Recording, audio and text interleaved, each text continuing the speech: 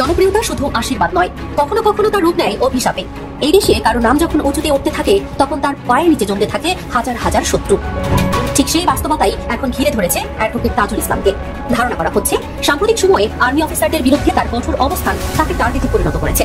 আগামী সময়গুলো তার জীবনের সবচেয়ে চ্যালেঞ্জিং অধ্যায় হতে যাচ্ছে, এমনটাই মনে করছেন বিশ্লেষকরা। সেনাবাহিনীকে যে পাবলিক সেনাবাহিনী দেখা শুরু করেছে, নোটিশ বলা বলতেছে, এটা কোনোদিন বুঝতে পারবে না।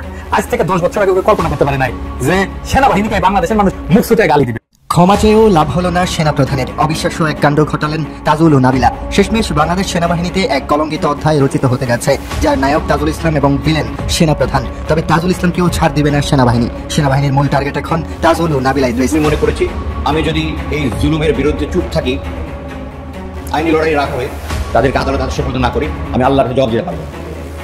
আপনারা দেখেছেন একটা আমার শর্ট ভিডিও কিন্তু ভাইরাল হয়েছে, আপনারা দেখেছেন সেনাপ্রধান তিনি আমাকে অনুরোধ করছিলেন মানবতা বিরোধী অপরাধে 3 মামলায় 15 জন শীর্ষস্থানীয় সেনা কর্মকর্তা সেনানিবাসের সাব জেলে বন্দী রয়েছেন। 22 অক্টোবর বুধবার থেকে তারা সেখানে অবস্থান করবে।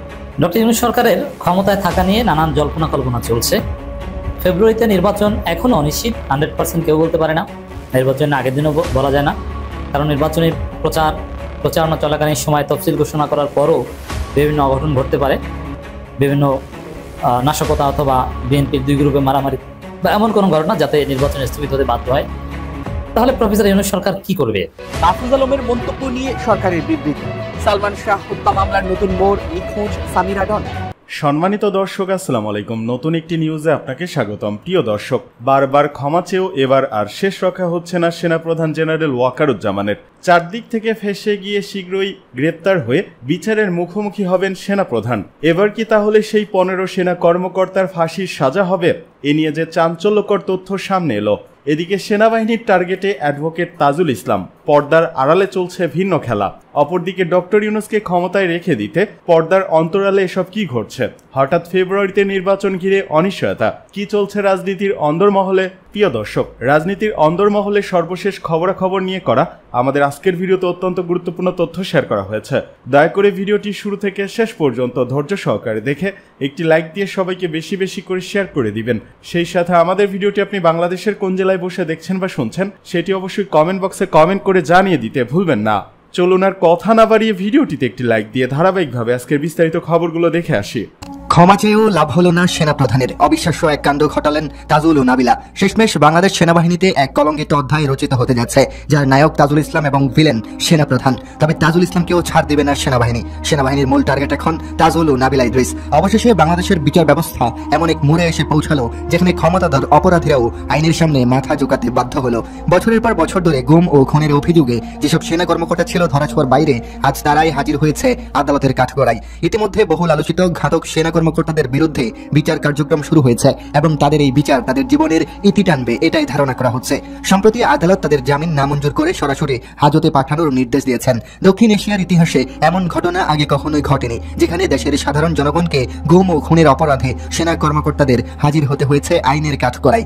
ইতিহাসের এমন বিরল ঘটনা মূলত সম্ভব হয়েছে দেশের একদল সাহসী, নৈতিক ও দৃঢ় মনোবল সম্পন্ন মানুষদের জন্য। তাদের মধ্যে রয়েছেন গুম কমিশনার সদস্য Nabila Idris, chief prosecutor advocate Tajul Islam, অধ্যাপক গোলাম আজমের পুত্র ব্রিগেডিয়ার আমান আজমি এবং মীর কাশেম আলীর পুত্র আহমেদ বিন কাশেম। তারা সম্মিলিতভাবে প্রমাণ করেছেন আইনের সামনে অপরাধীর পরিচয় বা প্রভাব কখনোই টিকে থাকতে পারে না, বিশেষ করে সেটা যখন হয় একটি সুষ্ঠু ন্যায় বিচার। কারণ আইনের কাছে সবাই সমান, সে হোক কোনো ক্ষমতাধর ব্যক্তি অথবা সাধারণ কোনো মানুষ।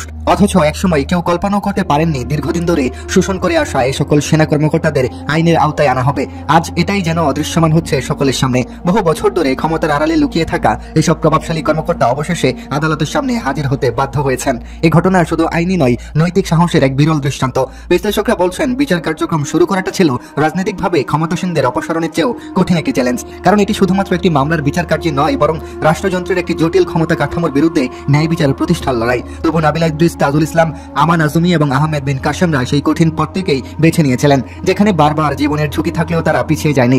দক্ষিণ এশিয়ার রাজনীতিতে কোনো নির্বাচিত সরকার এই ধরনের দৃষ্টান্ত স্থাপন করতে পারেনি, অথচ এখানে কয়েকজন নির্ভীক আইনজীবী ও মানবাধিকার কর্মী নিজেদের নিরাপত্তা বিসর্জন দিয়ে এমন এক ইতিহাস গড়েছেন যা ভবিষ্যতে স্বৈরশাসক কিংবা ক্ষমতাসীন কর্তৃপক্ষের নির্দেশে গুম ও খুনের সংস্কৃতিকে রুখে দেবে। তাদের এই পদক্ষেপ আসলে এক নতুন রাজনৈতিক নীতির সূচনা করবে, যেখানে রাষ্ট্রের ক্ষমতার সীমা নির্ধারিত হবে মানবাধিকারের ভিত্তিতে। এদিকে প্রধান প্রসিকিউটর অ্যাডভোকেট তাজুল ইসলাম সেনাবাহিনীর প্রতি কৃতজ্ঞতা প্রকাশ করে বলেছেন, এই বিচার কার্যক্রমে তাদের সহযোগিতা অত্যন্ত গুরুত্বপূর্ণ ভূমিকা রেখেছে। তবে তিনি একই সঙ্গে সতর্ক করে বলেন, কিছু প্রভাবশালী গোষ্ঠী ইচ্ছাকৃতভাবে সরকার, ট্রাইব্যুনাল ও সেনাবাহিনীর মধ্যে বিভাজন তৈরি করার চেষ্টা করছে। তার মতে গুম ও হত্যার ঘটনায় অভিযুক্ত ব্যক্তিরা স্বতন্ত্রভাবে অপরাধী, তাদের দোষ কোনোভাবেই সমগ্র প্রতিষ্ঠান হিসেবে সেনাবাহিনীর উপর চাপানো উচিত নয়। এটি কেবল অনৈতিক নয়, বরং জাতীয় স্বার্থের পরিপন্থী, যা রাষ্ট্রবিরোধী শক্তিগুলোর জন্য হয়ে উঠতে পারে বেশ সুবিধাজনক। এভাবে তাজুল ইসলামের নাম বাংলাদেশের আইনাঙ্গনে এক অনন্য প্রতীকে পরিণত হয়েছে। তিনি এমন এক আইনজীবী যিনি রাজনৈতিক চাপ, গ্রেফতার, এমনকি হুমকির মুখেও নিজের নীতির সঙ্গে আপোষ করেননি। 2015 সালে রাজনৈতিক কারণে কারাবরণ করলেও তিনি কখনোই ন্যায় বিচারের পথ থেকে সরে যাননি, বরং তখন থেকেই তিনি সমাজের ন্যায় ও মানবাধিকারের পক্ষে অবস্থান নেওয়ার প্রতিশ্রুতিকে আরো দৃঢ় করেছেন। তিনি ঘোষণা দিয়েছিলেন, যদি হেফাজতে থাকা সেনা কর্মকর্তারা নির্ধারিত সময়ের মধ্যে আদালতে উপস্থিত না হন, তবে তাদের বিরুদ্ধে হুলিয়া জারি করা হবে। তার সেই দৃঢ় অবস্থানের ফলে আদালতে হাজির হতে বাধ্য হন এই প্রভাবশালী অভিযুক্তরা, যাদের অনেকেই এতদিন নিজেদের আইনের ঊর্ধ্বে মনে করে এসেছে।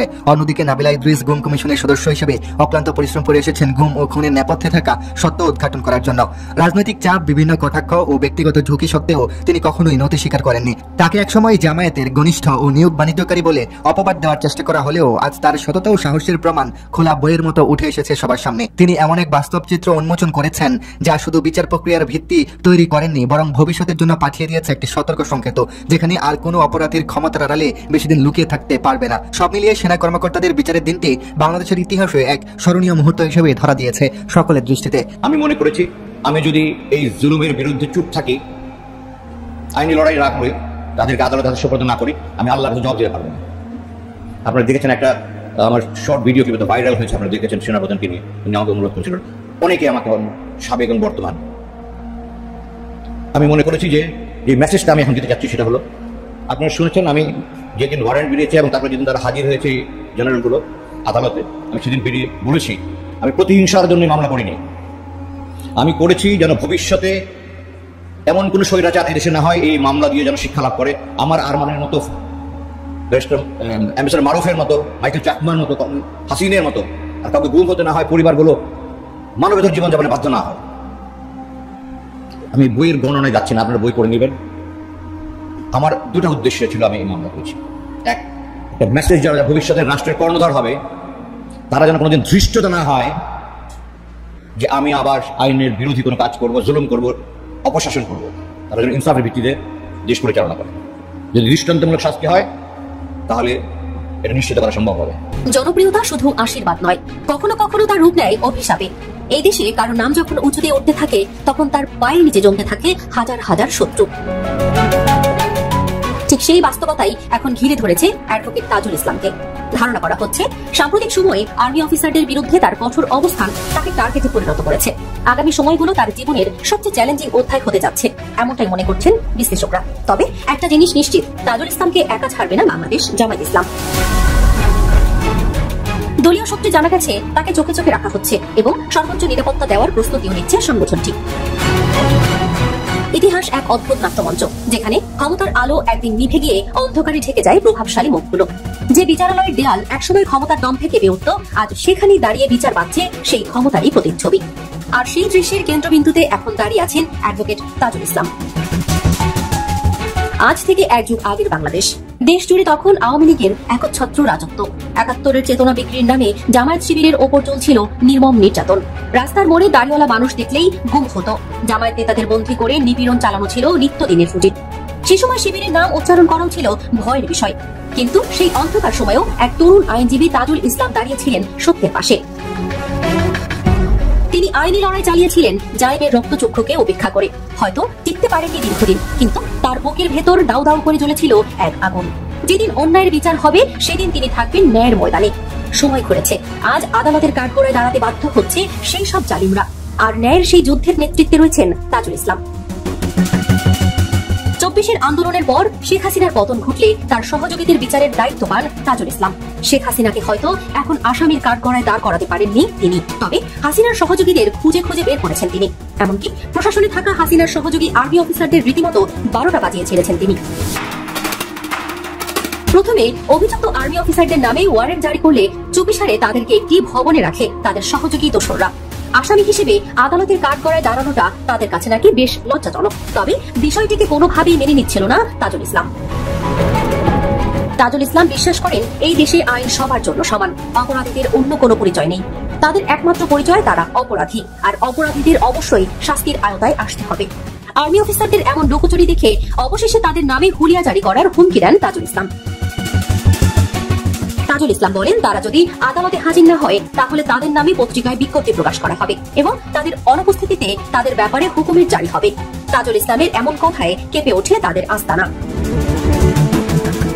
এই যেন তাদের বাঁচা মরার লড়াই। পরবর্তীতে বাধ্য হয়ে আত্মসমর্পণ করে হাসিনার সেই সহযোগীরা, আর রাতারাতি গণ অভ্যুত্থান পরবর্তী নতুন বাংলাদেশের ইতিহাসের অংশ হয়ে ওঠেন তাজুল ইসলাম। তবে জনপ্রিয়তা পেলে এই দেশে শত্রু বেড়ে যায়, তেমনি ঘটছে তাজুল ইসলামের সাথে। ধারণা করা হচ্ছে আর্মি অফিসারদের ব্যাপারে এমন কঠোর অবস্থানের কারণে টার্গেটে পরিণত হয়েছেন তিনি। আগামী সময়গুলো চ্যালেঞ্জিং মুহূর্ত হতে পারে তার জন্য। তবে তাজুল ইসলামকে ভয়াবহ রাস্তায় কখনোই ছেড়ে যাবে না বাংলাদেশ জামায়াত ইসলাম। ইতিমধ্যে তাজুল ইসলামকে চোখে চোখে রাখার চেষ্টা করছে দলটি। অন্যদিকে তাকে নির্ভয়ে কাজ করার জন্য উৎসাহ দিয়েছেন সাংবাদিক ইলিয়াস হোসেন। সব মিলিয়ে বিপদের আশঙ্কা করা যাচ্ছে তাজুল ইসলামের। তবে তাকে সর্বোচ্চ নিরাপত্তা দিতে প্রস্তুত বাংলাদেশ জামায়াত ইসলাম। সেনাবাহিনীকে যে পাবলিক সেনাবাহিনী ডাকা শুরু করেছে, নোটের খোলা বলতেছে, এটা কোনোদিন বুঝতে পারবেন না। আজ থেকে 10 বছর আগে কল্পনা করতে পারে নাই যে সেনাবাহিনীকে বাংলাদেশের মানুষ মুখ ছুটায় গালি দিবে। ভাবছেন? ভাবেন নাই। আপনাদের বাজেট নিয়ে কথা বলবে, ভাবছেন? ভাবেন নাই। রিটায়ার করার পরে আপনি আর্মিতে কাজ করেছেন, এটা বলতে পারবেন? পারবেন না। যাই হোক, জাউদাদের দেখি। জেনারেল ওয়াকারুজ্জামান, ওগুলা হাসিনার আত্মীয় আর্মিসি।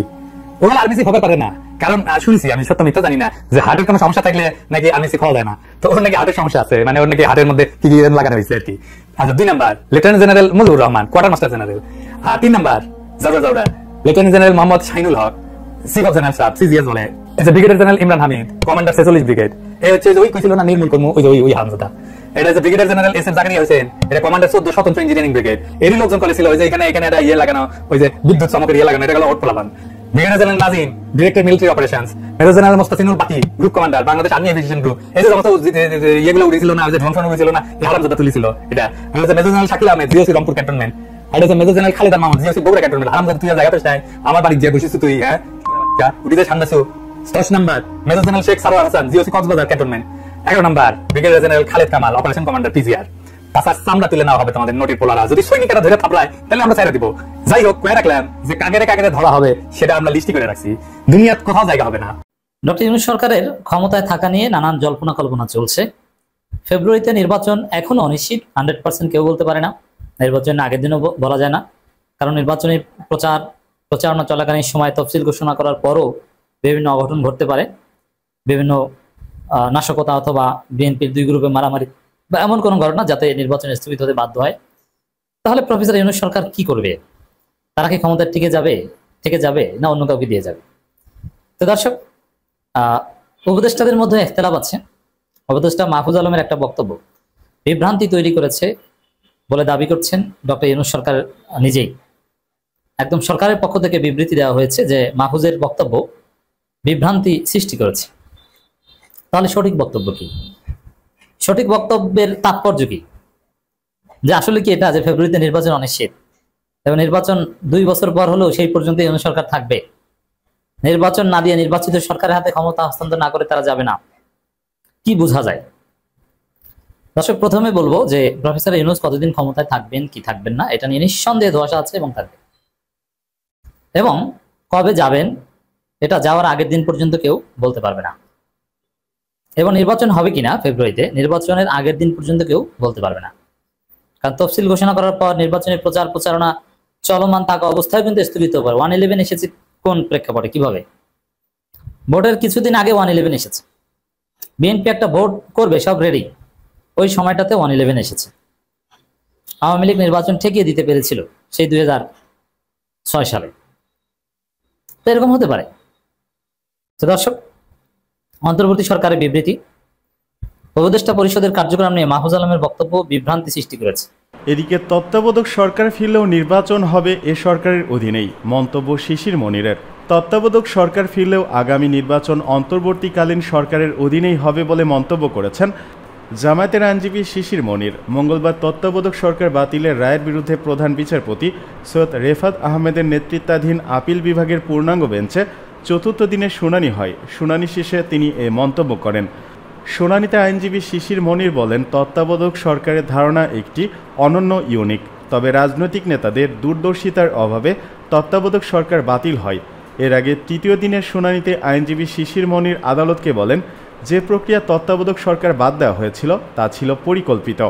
এর আগে গত 27 আগস্ট তত্ত্বাবধায়ক সরকার ব্যবস্থা বাতিলের রায় পুনর্বিবেচনা চেয়ে করা আবেদন মঞ্জুর করেন সর্বোচ্চ আদালত। দেয়া হয় আপিলের অনুমতি।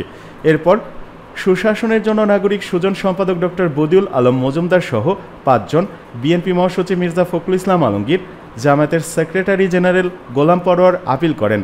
এর আগে 2011 সালে সংখ্যাগরিষ্ঠ মতামতের ভিত্তিতে তত্ত্বাবধায়ক সরকার বাতিল করে রায় দেন সাবেক প্রধান বিচারপতি ABM খায়রুল হকের আপিল বিভাগ।